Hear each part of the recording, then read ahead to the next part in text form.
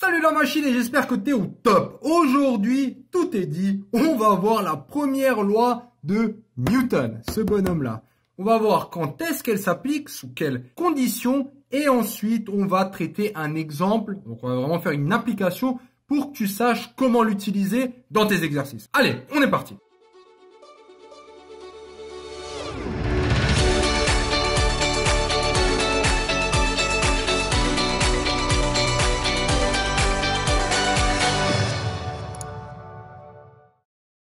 La fameuse loi de Newton. Alors pour l'histoire, Newton, c'est lui là qui s'est pris justement une pomme sur la tête, hein, c'est ce que dit la légende, et que ça lui aurait fait penser à la gravité.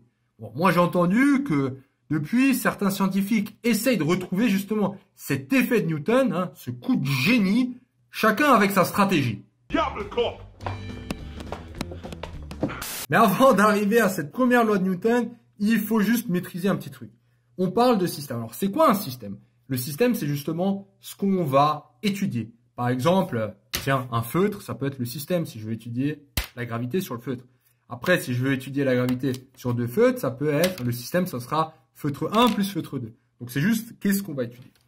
Alors, on entend souvent les termes de système pseudo-isolé et de système isolé. Alors, il faut faire gaffe, hein, selon les bouquins et selon ton prof, la convention qu'ils utilisent. En tout cas, normalement, hein, un système isolé, c'est un système qui subit aucune force. Aucune. Rien, nada. Un système pseudo-isolé, c'est un système qui subit des forces, mais la somme vectorielle de toutes ces forces est annulée. Okay, donc, en gros, concrètement, ça bouge pas quand c'est ici. Les sommes sont annulées. Tu vois, je veux dire, là, tu vois, il y a une réaction du sol. Tu te rappelles, hein, j'ai fait une vidéo là-dessus, ce qui fait justement que que ce feutre ne s'enfonce pas dans la table. Ça, c'est une réaction. Pourquoi il devrait s'enfoncer? Parce qu'il y a la gravité. Donc, on voit bien que ces deux forces sont isolées. Hein. Donc, table plus feutre ou feuille plus feutre est un système pseudo-isolé dans ce cas-là. Donc, regarde bien ta convention. Alors, un exemple. Qu'est-ce que ça veut dire? La somme vectorielle est nulle. Pourquoi des fois elle ne l'est pas? Si je suis dans un ascenseur, donc le système c'est homme plus ascenseur. Moi, je suis là, au calme. Et qu'est-ce qu'on peut dire d'un point de vue force ici? Alors, on va avoir le poids qui s'applique à l'homme. Donc, on va dire là, hein, son centre de gravité. Donc, j'ai un poids. Et en même temps, l'homme ne s'enfonce pas dans l'ascenseur. Donc, on a bien une réaction du support, hein, que je pourrais mettre au même point. Je vais la mettre de côté juste pour que tu vois un peu mieux. Qui sera de la même intensité. La seule différence, c'est le sens. Ça part vers le haut. Voilà, rien ne se passe. Par contre, donc là, on est bien dans un système pseudo-isolé. Hein, somme des forces égale à est nulle. Ok, ça bouge pas. Par contre, si d'un coup, cette corne, elle se pète. Bon, alors tout d'abord, toi, tu te chies dessus, ce qui est complètement normal. Donc ça, c'est moi. Et là, c'est un tout petit peu différent. Pourquoi? Parce que du coup, cette cage, elle va commencer à descendre. Elle aussi, elle va être soumise à la gravité. Si tu veux, là, j'ai une réaction vers le haut. Hein, j'ai un support en haut. Et j'ai toute la gravité de cette boîte qui a aussi son poids vers le bas. Tu vois? Parce que là, il y a un câble où c'est tenu. Mais d'un coup, ce câble, il pète. Si ce câble, il pète, il y a quelque chose qui va se passer. C'est que lui, il va descendre. Hein, donc la cage, le métal, il descend. Et moi, je descends avec. C'est-à-dire que je perds une force.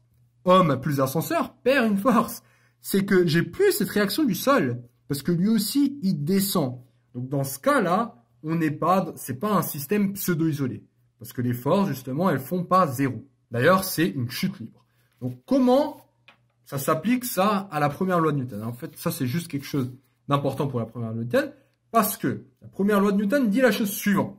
Le centre d'inertie d'un système pseudo-isolé. En fait, on travaille avec des systèmes pseudo-isolés.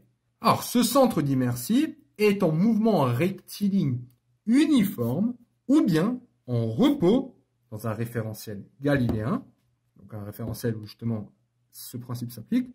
Autrement dit, ça veut dire que la somme des forces extérieures est égale à 0 si et seulement si, donc ça veut dire que toutes les forces sont nulles, si et seulement si la vitesse est constante dans un référentiel galiléen. Qu'est-ce que ça veut dire? Donc ça déjà, c'est juste une équivalence. Ça, c'est en maths et ça, c'est en mots. Si tu prends un système, hein, le système qui doit être pseudo-isolé, tu prends toutes les forces avant on avait homme ascenseur, on avait justement poids plus réaction. Donc si on a poids plus réaction qui est égal à 0, donc ça veut dire que la vitesse est constante. Une vitesse constante de l'ascenseur, hein, ça veut dire que je descends soit à 10 km/h, à 5 km/h, soit il peut aussi être à 0, à l'arrêt. Hein. Une vitesse nulle, c'est aussi une constante. 0 est aussi une constante. Et inversement, si tu as un système, c'est ça qui est intéressant, c'est que ça marche dans les deux sens. Donc si tu as un système à vitesse constante, tu sais que la somme des forces extérieures, obligatoirement, elle doit être nulle. Comment on peut appliquer ça concrètement? Ouais. Supposons que tu promènes, ou même, on va dire, tu traînes ton chien ou ta chienne qui s'appelle Bobby. Voici ce qui se passe concrètement. Si toi, tu es là, hein, et que tu traînes ton chien. Alors, ton chien, là, j'ai dit que c'est B. B comme Bobby, justement.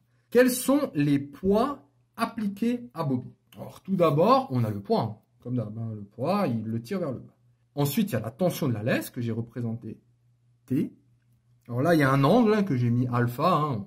On peut prendre alpha à n'importe quelle valeur. Et comme d'habitude, hein, on a la réaction du sol. Alors, la réaction du sol, j'ai exprès fait une vidéo là-dessus, pour le poids aussi, mais bon, la réaction du sol, il y a une particularité, c'est qu'il y a la réaction normale et la réaction tangentielle, qu'on appelle aussi les frottements.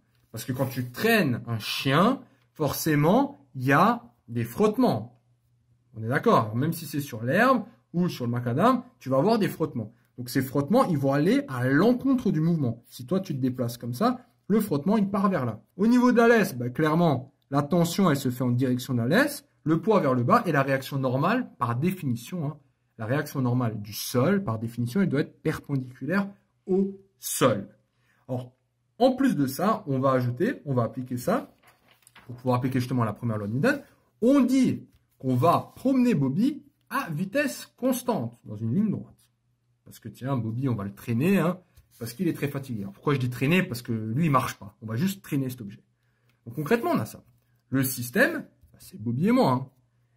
Et comme c'est un mouvement rectiligne uniforme, d'après la loi de Newton, d'après la première loi de Newton, qu'est-ce qu'on sait hein?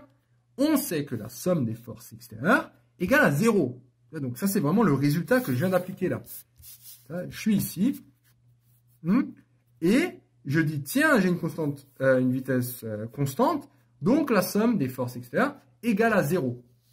La somme des forces extérieures égale à 0.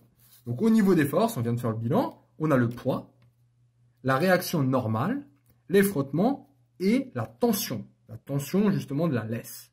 Si maintenant je te donne cette inclinaison, si maintenant je dis, tiens, alpha c'est égal à, allez, on va dire 10 degrés, alpha égale à 10 degrés, et moi, je tire avec une force, hein, je tire avec une force de 20 newtons, est-ce que tu peux en déduire les forces de frottement?